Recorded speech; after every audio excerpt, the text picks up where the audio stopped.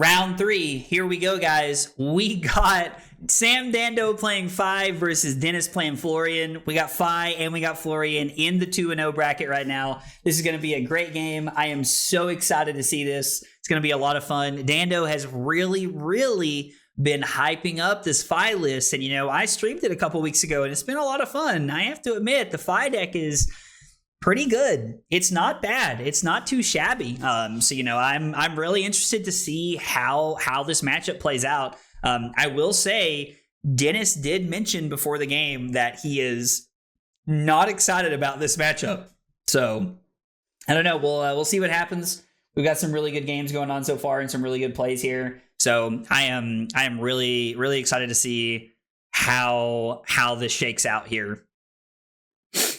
All right, I'm wondering if they're debating. I did tell them to give me about 15 seconds before they start playing, but I don't know. I think maybe they're just chatting a little bit more, trying to make sure that I have enough time to get the round started, which I appreciate. It's better than people just like lightning fast starting it. So, but hopefully we get started pretty soon here. Here we go. All right. Dennis is kicking us off by activating Grasp of the Arknight. We are over pitching with 2 reds here, and then Dennis is just going to pass. Now, it is worth noting that Dando is not on any Arcane Barrier, which, honestly, I think makes a lot of sense. Dando is probably just wanting to apply as much pressure as possible this game, just trying to, really put people on the back foot, keep them on the back foot, and trying to make things as weird as possible for them. All right, so Dando starts off with Fire Tenant, Strike first, and then it's going to be Phoenix Flame for 1, so a little bit of a non-starting hand here for Dando, kind of forced into pitching the blue to display loyalty to make the whole thing work. And then Lava Burst for 6. So we're seeing a really aggressive start here.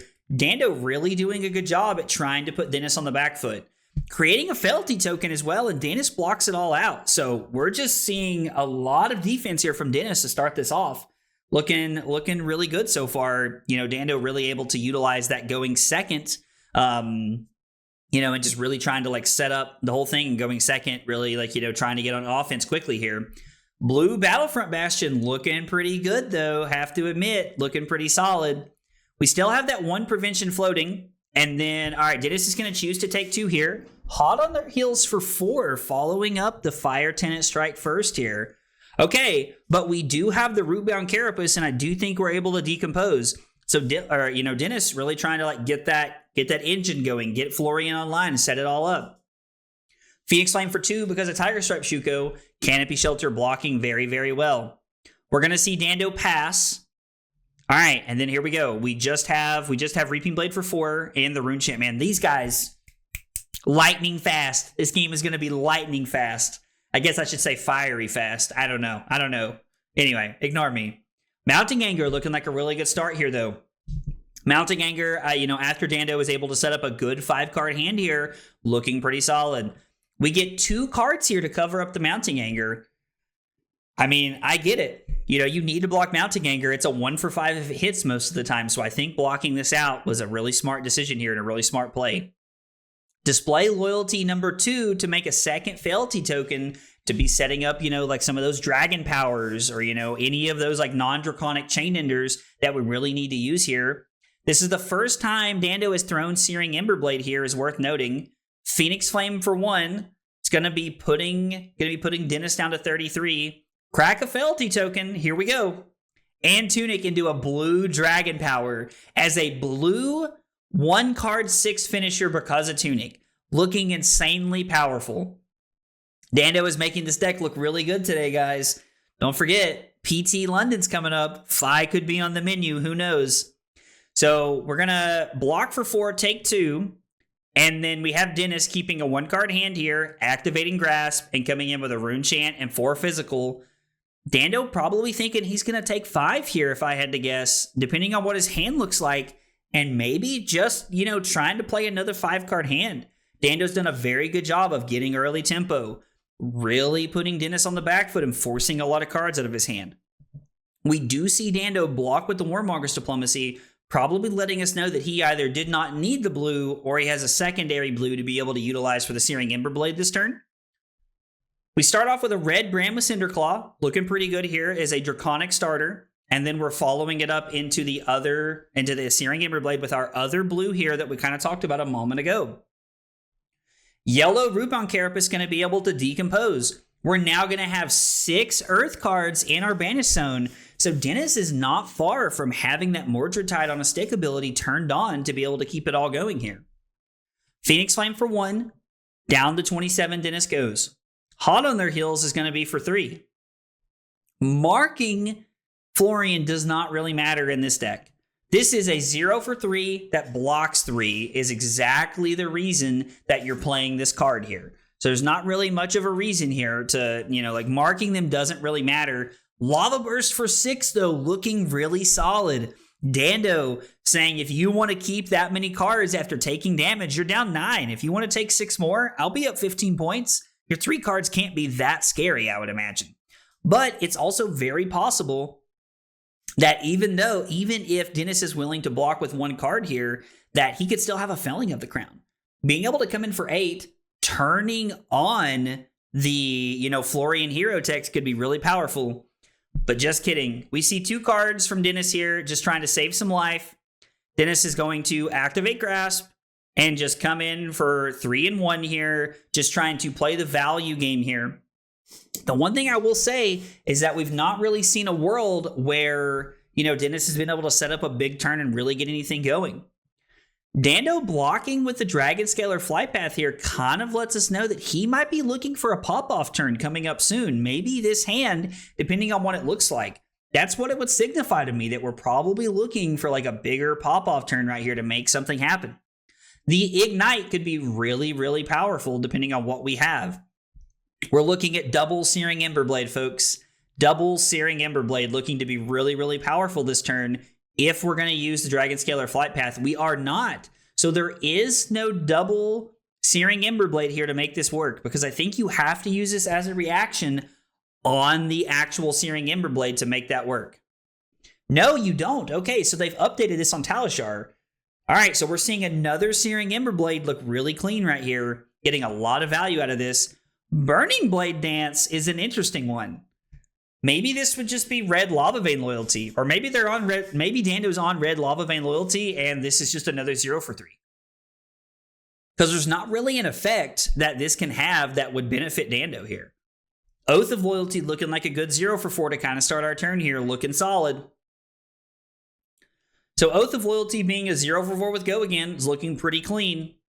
Rake over the coals. Okay. I once heard Dando refer to this as "we have Art of War at home" is exactly what he called this. Rake over the coals pushes this up to 5. We could be looking at Pouncing Links this turn to try and get the value we want here. So Searing Emberblade coming in for 4. We've turned our red Rake over the coals into a 0 for 2 so far. Phoenix Flame could be coming next, depending on what Dando's turn looks like here. Activate Fi, have none floating. This will be for 2. Coming in for 2 is very relevant here. Giving up the Grasp makes a lot of sense to me. We really want to be trying to deny our opponent the Mask of the Pouncing Links. So Rake over the coals was just a 0 for 4 right here this turn. But if there's not a defense reaction from Dennis after he specifically only blocked with 1 card, we could really be looking at Pouncing Links, and there it is. You absolutely see it. Dando turns it on. He turns on the Mask of the Pouncing Links, and we're going to go get something. Probably that last Lava Burst, if I had to guess. Tenacity. So we've seen multiple cards. We're going to crack the Felty, and we're going to come in with Tenacity for 6 or 7. 8! Oh my gosh, because of the Shuko, this is absolutely insane. And we're getting the buff from Rake over the coals. This is looking so powerful this turn. Dando really showing the power of this Fi deck. Up 19 points, and Dennis has no cards in hand. Dando's looking like he's going to be in a really solid spot here. I mean, up 19 points is looking really clean. Looking really, really clean here.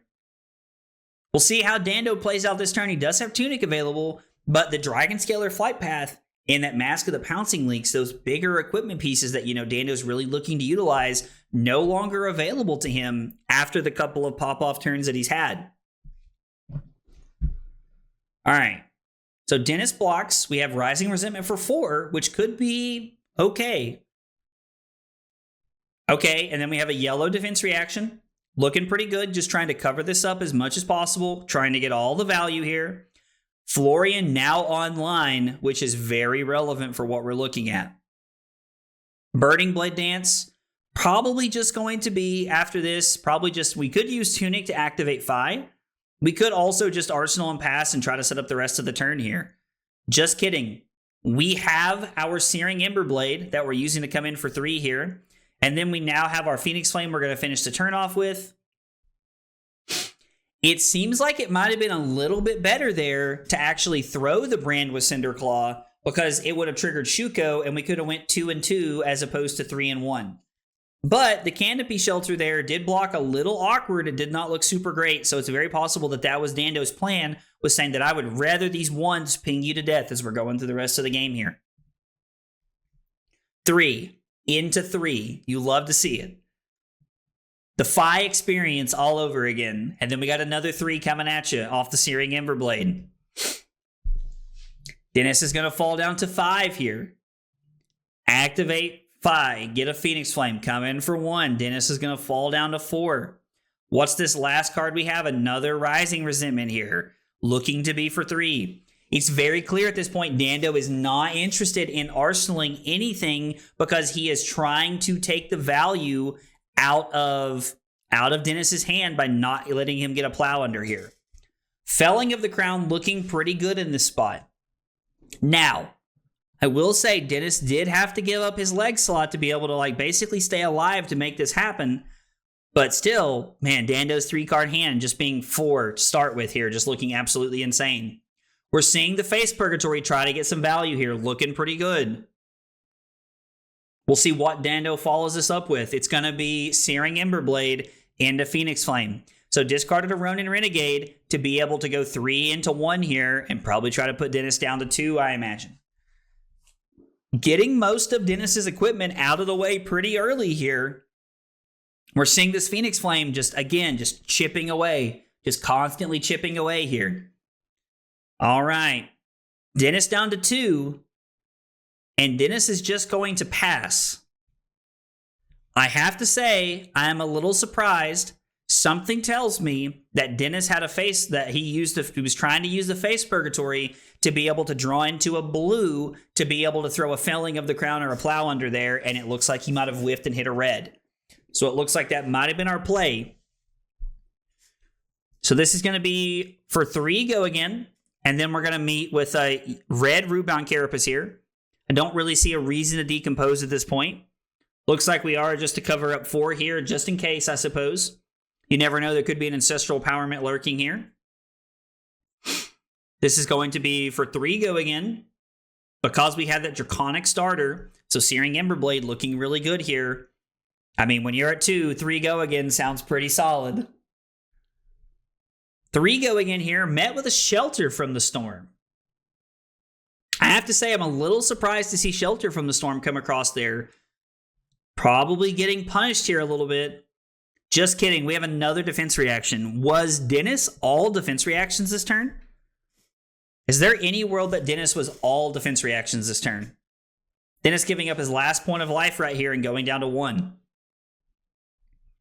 Command and Conquer finally looking to get some value here. It has been sitting in Dennis's arsenal for I don't know how many turns now. But being able to come across with that Command and Conquer, really trying to finally make something happen. Dando says, you know what? I'm at 16. I don't need a 5-card hand. You're at 1. I'm just going to take this, and we're just going to keep the pressure going here. Head Jab. The name of the game. Everything's got go again. Brand with Cinderclaw looking really good here. And then it's going to be Searing Emberblade for 3.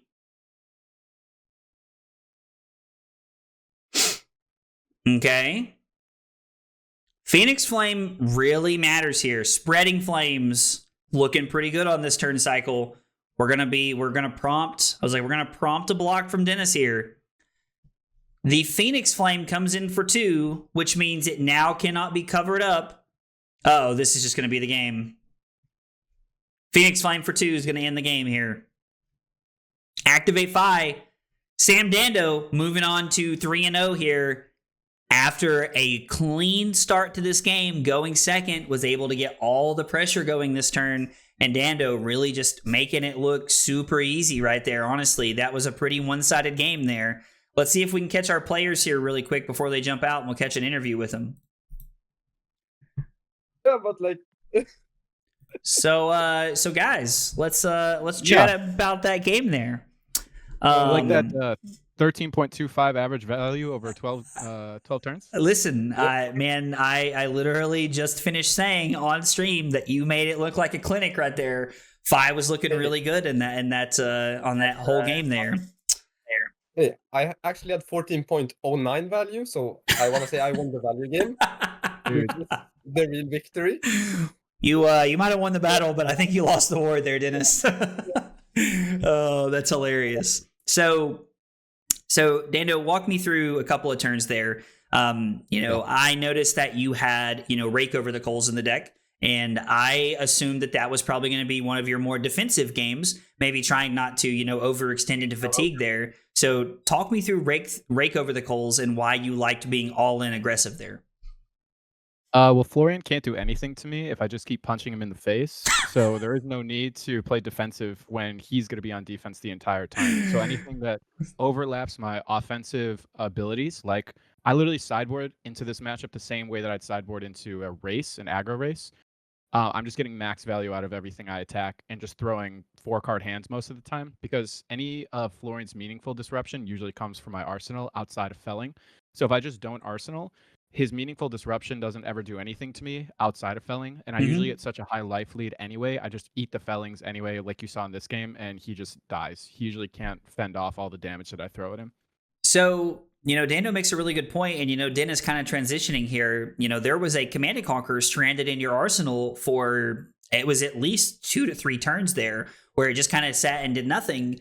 Did it feel like that having it in arsenal was almost like more of a hindrance than anything, because Dando just kept throwing, these same 3-ofs at you, just like being like 3, 3, 4. Like, did it feel like the Command & Conquer, that you arsenal maybe hurt you a little bit in the long run of the game there? I mean, yes.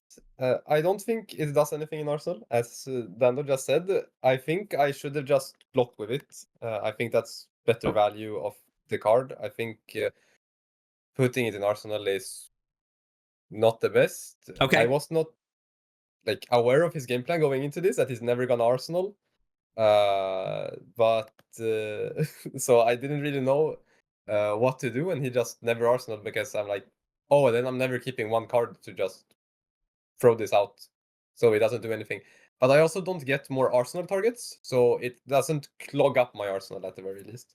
Okay, yeah, no, for sure. And I have to say, Dennis, I think we were both a little surprised there, because, there was a couple times when I was thinking, okay, like Dando, like, why didn't we arsenal like the Rising Resentment there? Why didn't we arsenal this? But, hearing his thoughts now, it makes a lot more sense. And we kind of saw it come to life there, because even when you had the Felling of the Crown later in the game, Dando had the, a pretty commanding life lead. And I think it was just no blocks to the moon there. So that was a really interesting game. I really appreciate you guys playing that one on camera. I enjoyed watching it, and good luck in the rest of the rounds, guys.